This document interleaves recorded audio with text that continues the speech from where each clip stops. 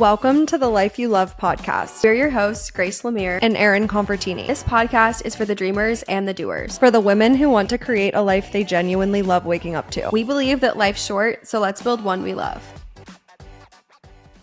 Okay, it's no secret that fall is literally everyone's favorite time of year, but I also don't know what it is about fall that leads to what seems like so much overconsumption. Like my entire For You page is things you need to do this fall or things you need to buy this fall. So even though I personally am very excited for fall, in today's episode, we're sharing the fall trends that we're not buying into this year. There really is something about, especially just the change of seasons in general, when it goes from summer to fall or fall to winter, that sparks people wanting to buy things left and right. And I don't know what it is. Maybe it's like we feel like we're not prepared for it, but it's such a good point. I didn't even think about the fact that my For You page is literally all fall stuff. Like it's like fall shoes, fall sweaters, even just like get this car vacuum, get the leaves out of your car. I'm like, what in the, like it's still, I guess it's still summer here in Florida, but it's like always summer here in Florida. Yeah, there's something is about the change in seasons that makes people want to like rebrand their life. I feel like that's such a big thing on social media. It's like who I'm becoming this fall or like becoming that it girl this fall or anything like that. And you're kind of like, okay, realistically, you're going to go into the next season the exact same person as you are today and the exact same person that you are last year. Not saying that like you can't get better habits or do different things that you want to start doing, but it doesn't take you buying a bunch of new things or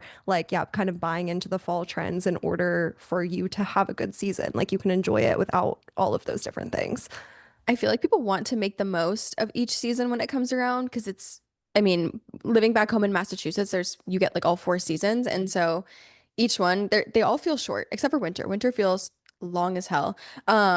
But everything else feels so short. So it's like you want to, fully enjoy it. So you're like, yeah, I want to like play around with fall fashion and I want to decorate my apartment and do all of these things. But I've never been the person who really like splurged a lot on those things because I always felt like by the end of the season, I'm gonna look back and think, okay, what did I spent so much on this for what? Like the season is now over.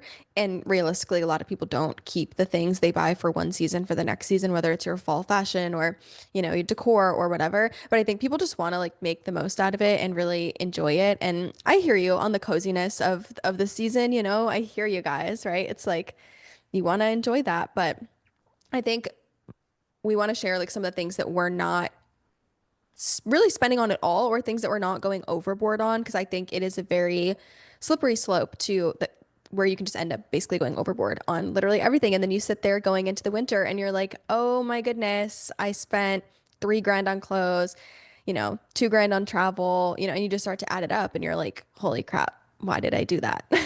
That is such a good point about the season being so short. Pittsburgh is very similar where you do get all 4 seasons, but I feel like actual fall weather is very short because you still get the summer weather well into September, kind of into October, and then all of a sudden by the end of October, it's freezing out and you're wearing winter jackets. So the season is so short. And that's one thing that we're going to be talking about when we talk specifically about fall clothes, just is like realistically, how many clothes do you need? But I think the other thing about that is, like you said at the beginning, not feeling prepared for the season and kind of spending and overspending because you don't feel prepared and like you don't really take inventory of the things that you already have, whether that be the fall clothes, the fall decor. I know this is really big for me because I've been moving around so much over the last couple of years that I literally, at this point right now, since I'm not in my house, I have things in my childhood bedroom at my parents' house. I have things in a storage unit. I have things in my boyfriend's apartment. So a couple of weeks ago, we got like a very quick glimpse of fall weather for a week, and I had no idea where my jeans were. And I was like, oh my gosh, I need to go buy jeans because I don't know where my jeans are. And I like couldn't even remember what pair of jeans I actually own. So I think that gets a lot of people too. It's just like, oh my God, I'm not prepared for the season. Let me just go rage buy a bunch of things because I want to have the cute fall clothes. And if I don't buy them right now, then I'm gonna miss the season and I'm not even going to have time to wear them. And then I think the thing with that too is then you, especially with clothes, it's like you go and you rage buy a bunch of these clothes, and then you're at the end of the season it's like, wait a second, because none of those were really intentional buys, what was actually good quality? What do I actually like? What literally already has pills and, little pulls on it after washing it 3 times? What do I actually see myself wearing again versus what is just something that was trendy that I wanted to buy for this year? And like, was it something I actually needed to add into my closet? And I think if we all measured like the cost per wear on our clothes, I think we would find that we don't wear certain things as much as we thought. And that's, it's okay. Certain pieces are for special occasions, or you buy it for, you're going to a friend's wedding or whatever it may be. And like a coat, right? Like if you work from home, you might not wear your coat like as much as you wear a pair of leggings or whatever. That's fine. Doesn't mean it's a bad purchase. But when we're just rage buying a bunch of things, then it's like none of that was actually intentional. And then I bet you come next year, you're going to be sitting there looking at your closet, being like, oh, well, everything I bought last year, I didn't actually really love. So then I got rid of it, or like I don't wear it. And now I'm still in the same spot where I want to buy new stuff, you know? And it's kind of like, and that's okay. And it's okay to buy like new things. I'm not saying never buy anything new, but like we should think it through. We should slow down, think it through a little bit. Yeah, agreed. With that, let's just like get into the fall clothes first. Again, we have like three different sections here of different fall things that I feel like everyone, I don't want to say overspends on, just spends in general. And you see on social media that you like should be buying or things you should be doing this fall that all cost money. But clothes is obviously such a big one. And I feel like when it comes to fall, on the topic of the season being so short, it's so important to really think about how many times you leave your house in the season of fall. Like, why are we buying plaid everything? Why are we buying a million different outfits that would probably look cute for like Thanksgiving when Thanksgiving only comes around one time a year? I remember a couple of years ago, I bought this plaid pair of pants that were like $110 because it was like, oh my gosh, these are going to be so cute for Thanksgiving. They were like, not velvet. I'm trying to think of, they were kind of like fuzzy a little Corduroy? bit. Like No, not corduroy. They were like a little bit fuzzy, fuzzy, like like kind. fuzzy plaid pants. No, I need a okay, it picture. sounds weird. I need to find a photo. But I found them at a boutique in Nashville, like on a girls' trip, and I was like, oh my gosh, I need these for Thanksgiving. And I literally wore them for Thanksgiving 3 years in a row because Thanksgiving is literally the only occasion that those would work for. And I was like, I spent $110 on these pants and I really need to get my cost per wear down. But it's things like that. It's like, why are we going out and buying like a ton of sweaters when sweater weather only lasts a month where you live? You know what I mean? It is really important to map out like realistically, I'm only probably doing cute fall things 3 times this season, so I don't need a million pairs of clothes. Also, too, so, well, I guess a couple thoughts. One is if you want something special and unique, like let's say, for example, every Christmas, which I know this is not fall, it's winter, but every Christmas, my family, we have this tradition that I started a few years ago where we take like a ridiculous family photo and I make my family dress up in like stupid things every year.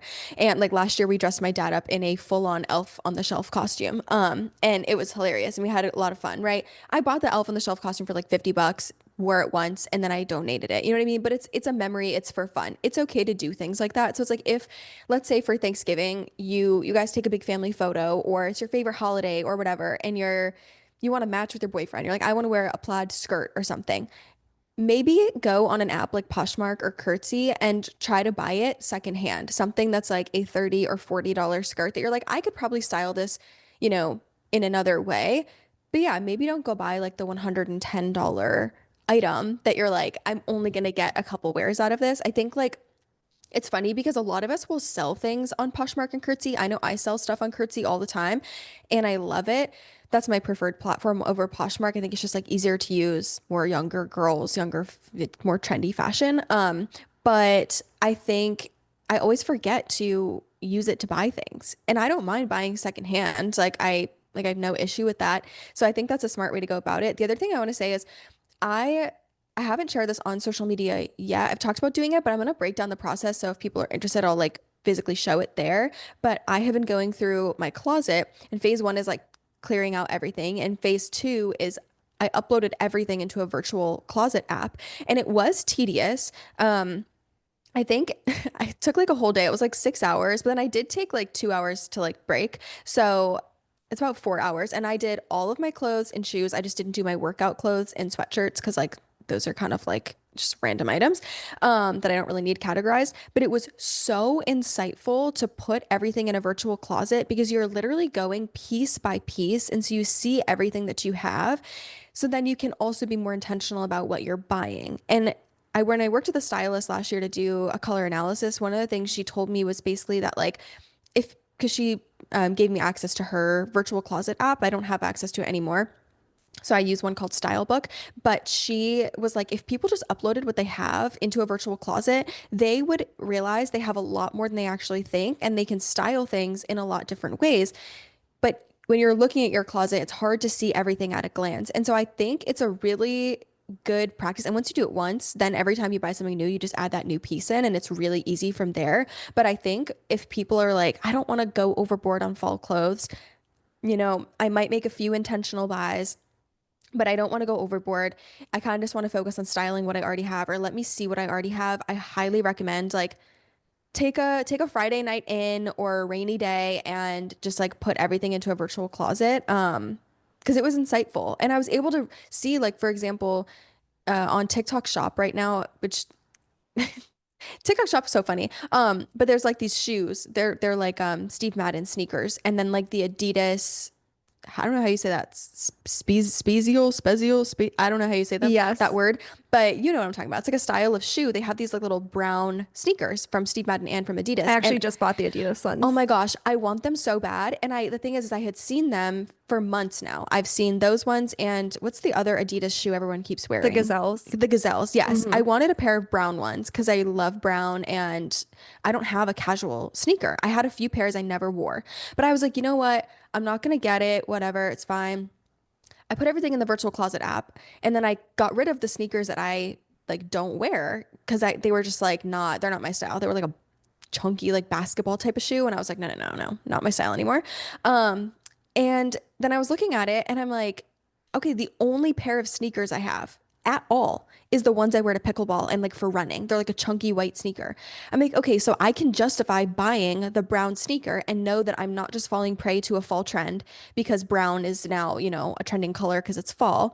I can be like, okay, yes, this makes sense. Or when I was looking at like casual, like an elevated sandal, I was like, all my sandals are literally, I'm not even joking. I have a pair of sandals I've had for like 8+ years from Target. I have those and one other pair of black sandals, and that's it. So I don't have, when I go to get dressed and I want something that's dressier, those are both casual sandals. I can look at them and be like, okay, I can justify buying like an elevated kind of like sling back pointed toe sandal that I want because I can look at it objectively in my closet and be like, this is missing. But when you're just looking at your closet at a glance, you can't see that. So I think it's a really good practice, especially because I feel like the fall clothing frenzy is just like Insane. insane, Yeah. insane. And a few things here. I feel like I have so many thoughts. Okay. So for the statement pieces that you feel like you want to wear on more occasion type things like Thanksgiving or going to the pumpkin patch with your friends, right? Fall could be a really good time for you to get a clothing rental service like Fashion Mm. Pass, or I know a lot of people do Newly. I love Fashion Pass. I love it around this time of year because you can rent things that you would probably only wear once or twice. So you can rent more of like the statement things. I think that really helps. We've talked about Fashion Pass a ton of times on the podcast.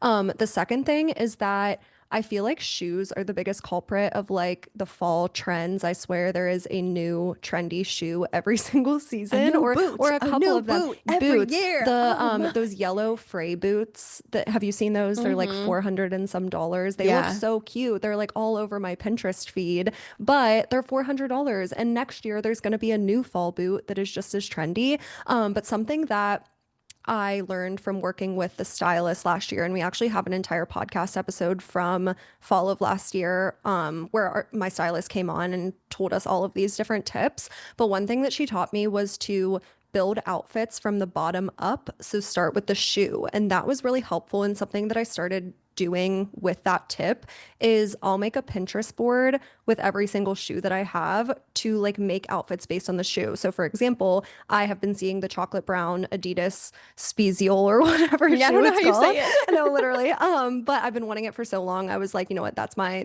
shoe that I'm purchasing this year. So I made a Pinterest board specifically for that shoe, like for to build outfits based on that. And Mm. that has helped me so much because starting with the shoe, then you go to the pant and then you go to the top. Whereas I feel like a lot of times you're like, oh, I want to wear this top, but I have no idea what I want to wear it with. And then you end up just wearing like the same pair of jeans, the same shoe all the time and just kind of like switching out the top. So that Hmm. tip has definitely helped as well. And then the last thing that I'll say is I don't think that it's necessarily bad to try different like fall trends because at the end of the day, clothes are fun. I love clothes. I love clothes as a hobby. And like that is okay. If you want to spend money on clothes, go do it. But I also think that it's important to like, yeah, be reasonable with it. Don't go overboard. And then also really test out a trend before you decide if it's like worth being permanently in your closet. So that could be renting something on Fashion Pass. That could be buying a specific pair of jeans or whatever very affordably, or trying it on and then returning it if you decide you don't like it. Like, be very honest with yourself about what deserves a space in your closet. Because the other thing that I learned from working with my stylist is the less pieces in your closet, the easier it's going to be to style the pieces in your closet because you're going to be able to actually see what's in there. You can also test out trends too in small ways. I know this is something that your stylist said on that podcast episode was like when red was having a really big moment last fall. It was like this like deeper red. She was like, try it in something small, try it in a belt or in a bag or in a pair of earrings or something that's smaller that's not a $400 like pair of boots. But I also think just like one thing I've had to realize is be be like realistic about what your day to day looks like. How we were talking about, like, if you don't leave your house all the time, right? And like, when you work from home, you like to work in leggings and a sweatshirt or whatever. It's okay to just accept that. Don't fight it. And that was something for me that I had to realize, like, I would never get enough wear out of a pair of boots that I would spend $400 on them because I just don't like And you live in Florida I now. live in Florida. I don't need knee-high boots. You know what I mean? If I do, it's like they're going to be a very like affordable pair or a secondhand pair or whatever. But I'm like, there's just certain things I will not get enough wear out of. Or for example, I hardly ever switch my earrings out. Like I just don't. I wear the same rings on my hands. Same bracelets. Like I'm not a huge jewelry person, so I can buy something like a piece of jewelry that I know I will wear. It will be my daily basic. I'm not going to buy a like, you know, pair of red earrings to test out the trend because I never switch my earrings out. So like I'm not going to do that. It doesn't make sense. Same thing with sweaters. I was talking to my friend about this the other day. I live in Florida. Like, yes, it's going to get like a little chilly at one point, at night when I first moved here. I remember it was January and I was wearing my winter coat like at night because it would be chilly outside at night. But I don't need 10 new $60 sweaters. If I lived back in Massachusetts, yeah, because I literally own, I think when I did my virtual closet, I think I own two sweaters and like two cardigans. And that was the same for when I lived in Massachusetts. I just wore sweatshirts all the time. Like I still had like two sweaters, two cardigans. So yeah, if I was living back in Mass and wanted to make my style stronger, I probably would invest in some quality sweaters. But here, I like to put a sweater over my shoulders to layer, but that doesn't need to be a $60 one. Like let me get to the thrift store or on Curtsy, find something cute secondhand, or even just something that's more affordable but still decent quality. And like, like I don't need to be Yes. buying all of the things. It No, doesn't I make totally sense. agree. You really need to take inventory of how many times per week you're wearing different pieces. Like, I know for me, I wear sweaters to work from home basically every single day. That's my Hmm. preferred work from home outfit is leggings and a sweater, not necessarily a sweatshirt. I just feel like I'm kind of in my pajamas when I'm in a sweatshirt because I literally sleep in one. But then I also wear my knee-high boots all the time. So like for me, I have been going back and forth about like, does it make sense to add in a colored fall boot like the Frey boots? There's dupes for them. I would not be Hmm. spending $400 on that. But like for example, last year when I was like, what fall shoe do I want to spend my money on? I did buy a pair of suede knee-high boots. They're like a chocolate brown suede boot. And I was living in Nashville and I wore them literally like 3 times a week because you could Hmm. wear them out to the bars as a cowboy boot or you can wear it like dressed up for dinner. So yeah, it definitely depends like what is your actual style? What do you actually wear and invest more in those types of pieces. But I feel like that's probably it on the fall clothes. Let's move on to the fall decor because this is something that I feel like I've been better about recently. When I was in Nashville, I didn't buy any fall decor for my apartment. My whole apartment was like, actually, no, that's a lie. I bought these like orange pillows because my pillows were pink and I was like, I need something, I need to tone down the pink.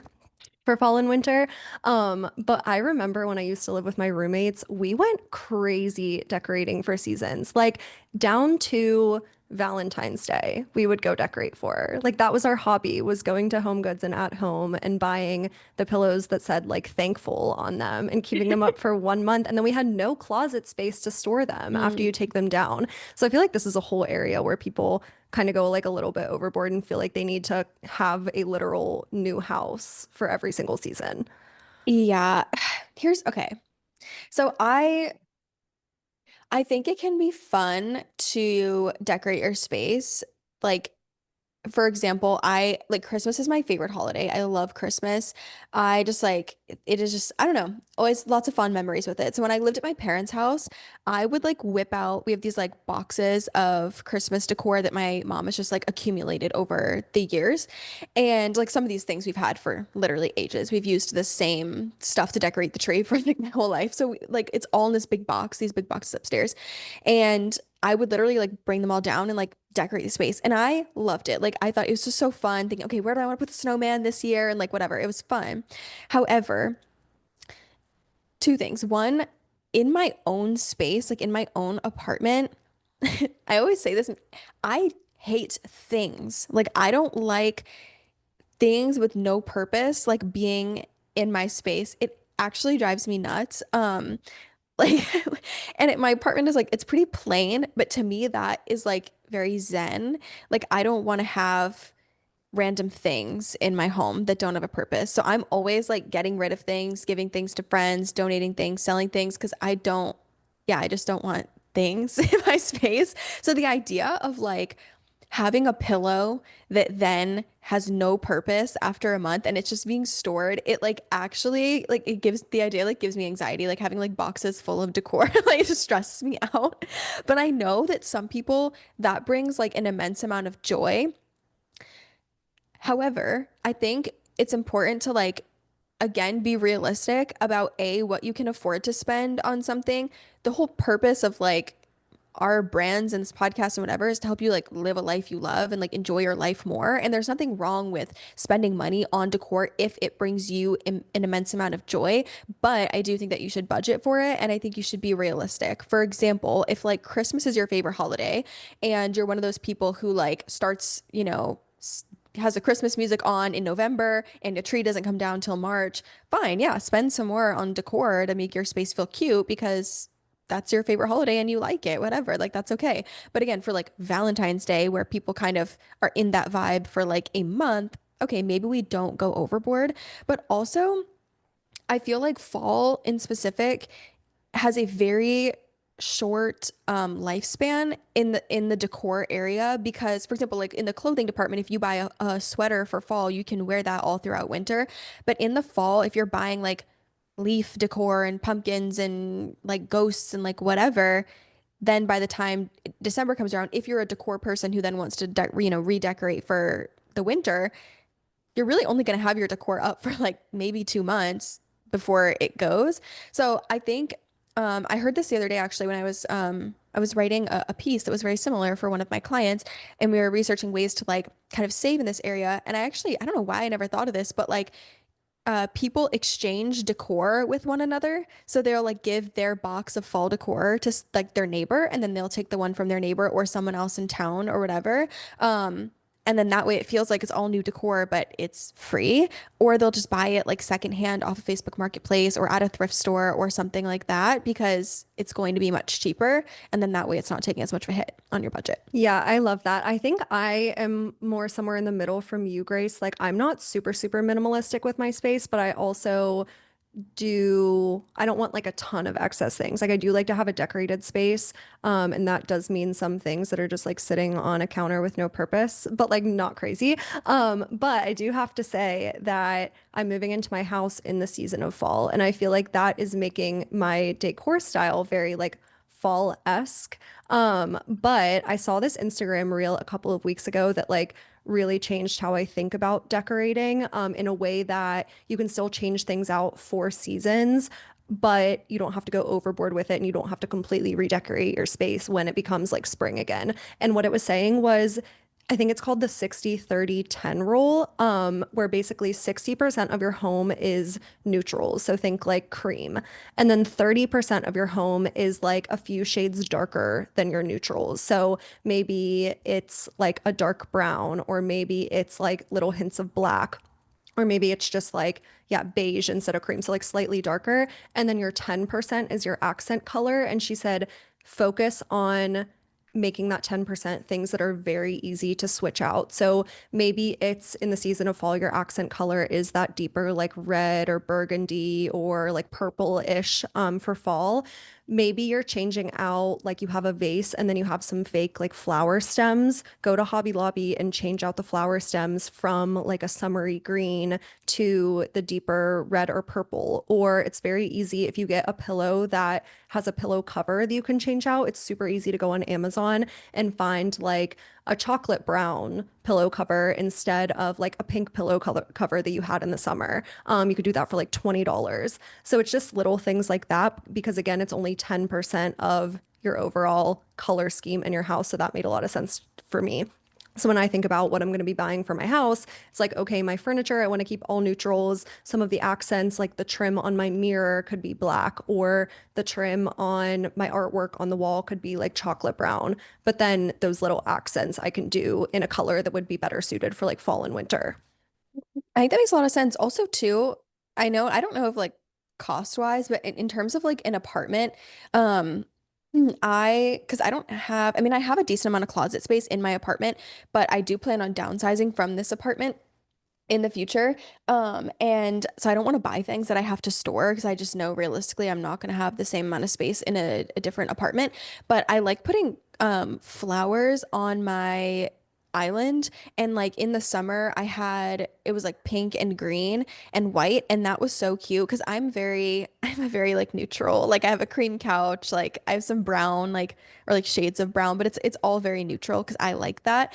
So if I'm gonna add color, I like to add color in through like my flowers, and you can do fake ones too, like if you wanted to be able to keep them. But I think that also gives you the excitement too of like having something like new in your space. Like go to Trader Joe's and get like some different color flowers because it's really fun. But also too, like I think I probably will have like one or two like little things in my apartment, and I think like, a fall scented candle or like one little ghost or pumpkin statue, something like that. But like nothing like crazy overboard. But I think that's a really smart framework of like the 60-30-10. I think that's a good way to go about it. Yeah, definitely. And then the last kind of section that we have here that we feel like fall just goes a little crazy on. This might like not sound super intuitive, but I swear I hear it all the time. It's fall trips and travel. I feel like there's something about fall that makes everyone want to take a trip that's very like cozy, whether you're going to like a city up north that's very like cozy, whether you're going out west to a cabin. I know my friends, they planned a trip to Montana this fall. Like a bunch of them are going and they rented a cabin and they're like going horseback riding. And I said that I wasn't going. I was like, with the house, it's just not in the budget right now to be going to Montana. It also seems kind of logistically challenging to get to Montana and then like to get to the Airbnb and stuff. But I just feel like that's a big thing. Like I know there's this group of influencers that I follow some of them, or they'll show up on my For You page sometimes. And I always see them doing this in the fall. Like they'll go to these gigantic cabins out in Aspen and they'll have their cute like fall sweaters on and they'll be outside by the fire. And I just feel like, again, if that's something that you really want to prioritize in your budget, that's totally fine. But I also think, again, the point of this episode just being like pointing out some things that could potentially make you overspend this season, that could be an area that is like very much so going to throw off your budget. And there's so many other ways to like have that experience without going all the way across the country to a place like Montana or Aspen or going up north. I know from Pittsburgh, there's a place called Deep Creek. It's like 2 hours away, and it's a ski resort in the winter, and it's a lake in the summer. So there's a ton of big Airbnbs. So if you want to have that Airbnb experience of like a big cabin with your friends in a hot tub, I feel like no matter what city you're in, there's probably something within driving distance that you could do for a weekend that might cost you like $150 per person for the cabin. It's funny because I feel like when I was living back home in Massachusetts, I heard the most about wanting to travel like in the winter because it's unbearable. Like it's just so cold. So I feel like I mean, in fall in the Northeast is just absolutely stunning with like the leaves and just like ugh, in New England, it's just gorgeous.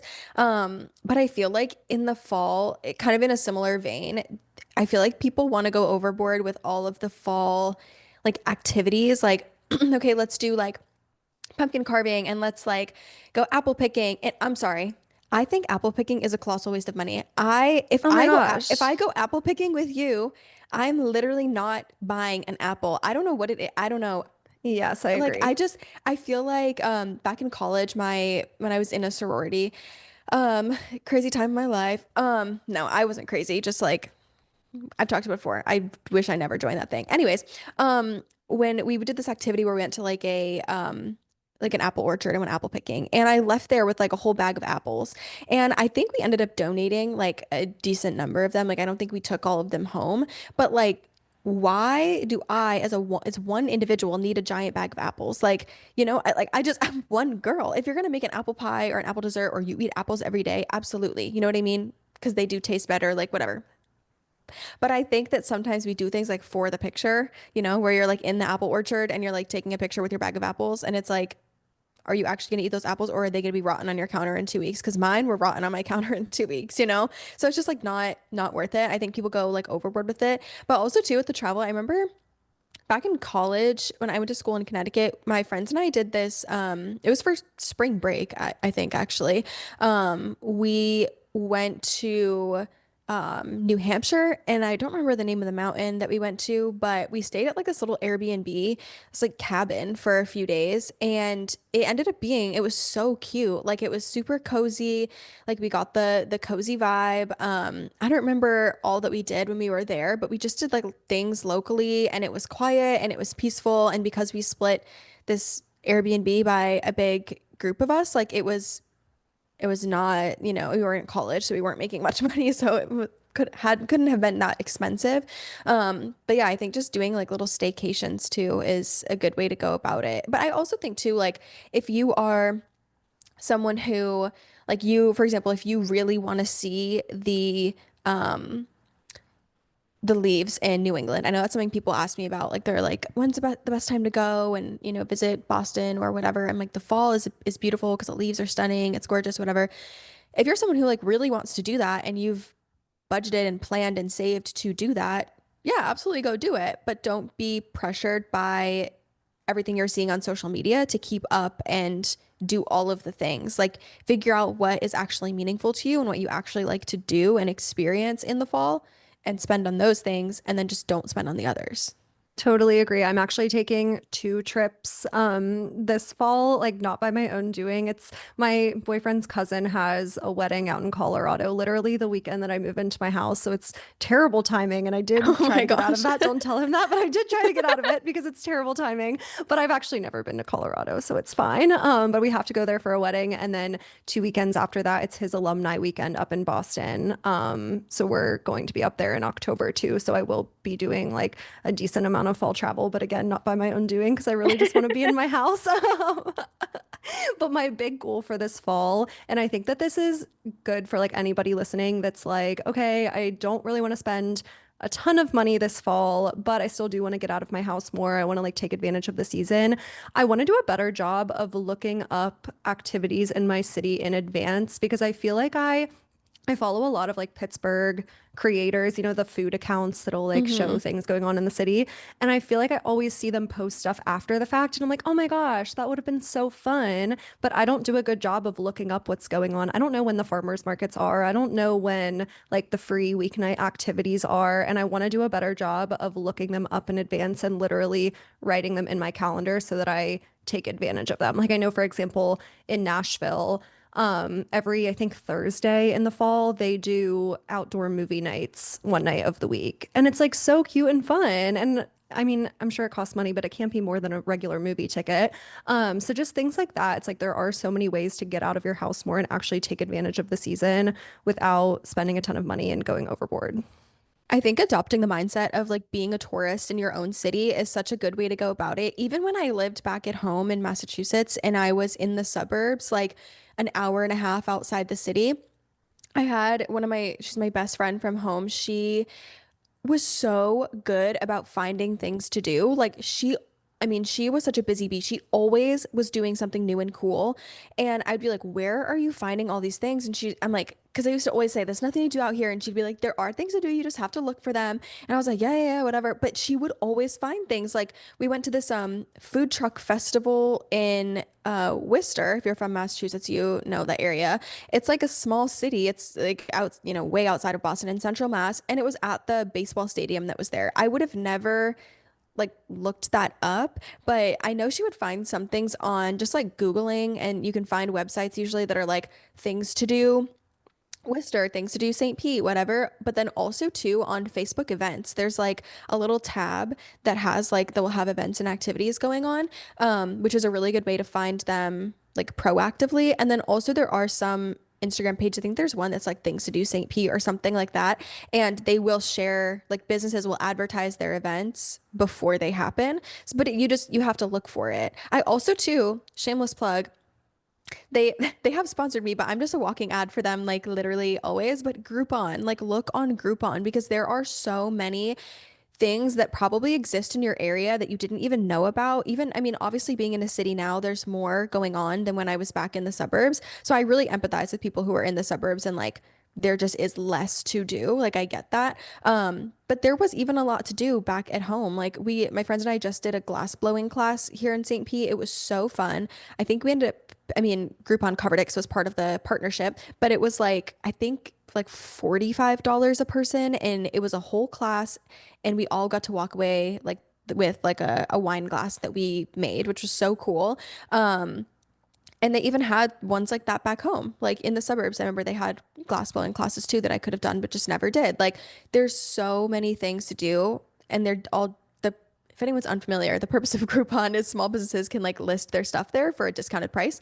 Um, so yeah, there is a lot to do. You just have to kind of be a tourist in your own city. Yeah, I love the idea of being a tourist in your own city. I feel like there's so many things that I have not done in Pittsburgh. And I do have to say with the suburb thing, like sometimes I think the suburbs are where the hidden gems are, but it's a little bit harder to find them. So my best friend, her job is like sales for a restaurant marketing company. So her clients are restaurants. And I feel like because of that, she constantly knows what's going on, like event wise at all of these different restaurants. And a lot of them are in the suburbs. But since they're not in the city, it's harder for them to like get that exposure, be like things to do in Pittsburgh. Well, this is 30 minutes outside of Pittsburgh, so people don't Mhm. really know about it. But sometimes, like if you do live in the suburb, look at the things that are going on within a 20-minute radius of you, because that could Yeah. definitely help as well. But I think, Yeah. oh, go ahead.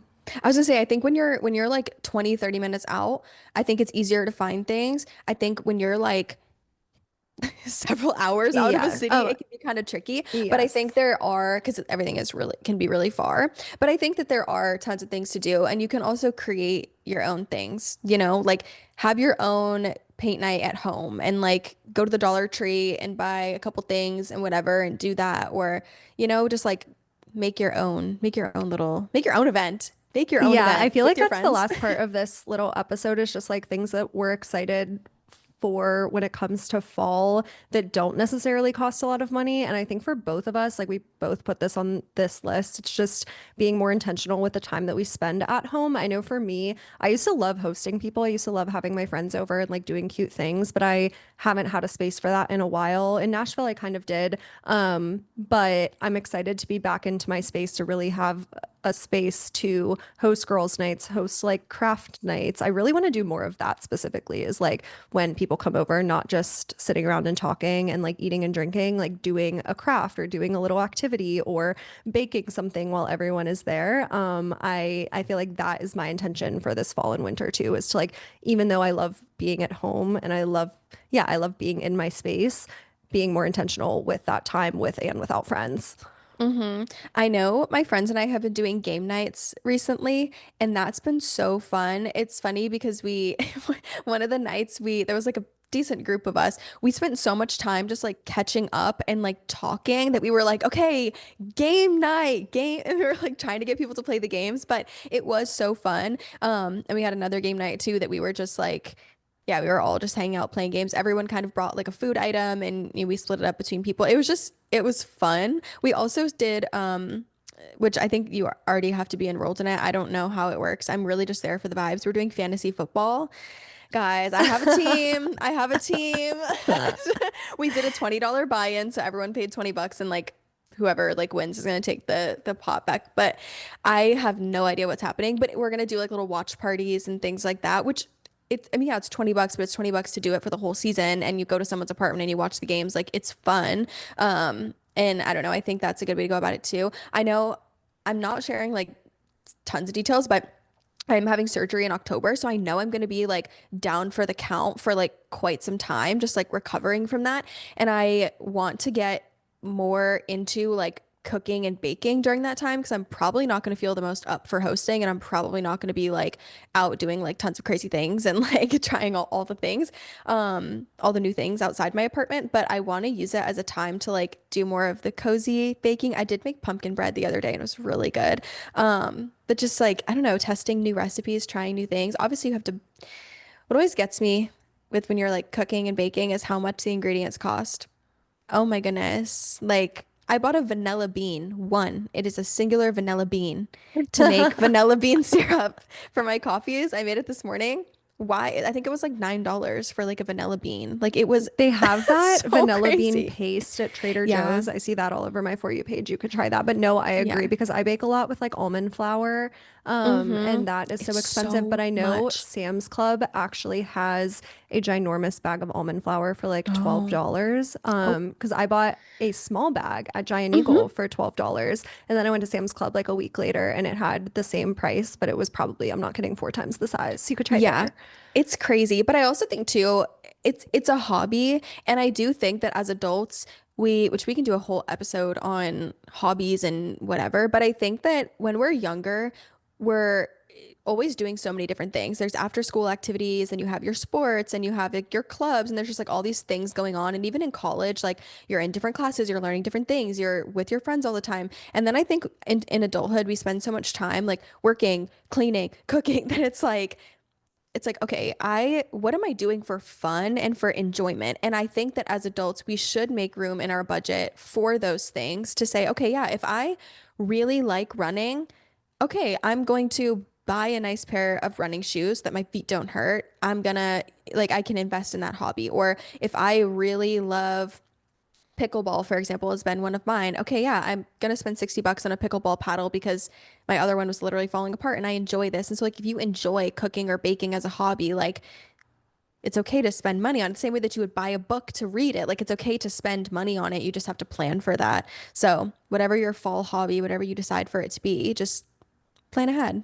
Totally agree. And I agree. I feel like this could be a good time for us to do an episode all about hobbies because sometimes I feel like once the fall and winter hits too, we just become little like hermit crabs. I know sometimes I do, and then I don't do anything for like 4 or 5 months. So we could definitely do an episode about like fall and winter hobbies that you can do, maybe even if the weather is not insanely great where you live. But with that, I think that brings us to the end of today's episode. I really like this one because I love fall. I love talking about fall, and I feel like everyone's excited for the season. So let us know in Spotify if you guys liked this episode. Any questions, comments, feedback, any episode ideas you want us to cover in future episodes. Also, we are still doing our monthly bonus Q&A episodes at the last Friday of every single month. So if you have any questions that you want us to answer in the next Q&A, leave those in Spotify as well because we'll be covering them on the last Friday of every month. But thanks for tuning into the podcast, and until next week.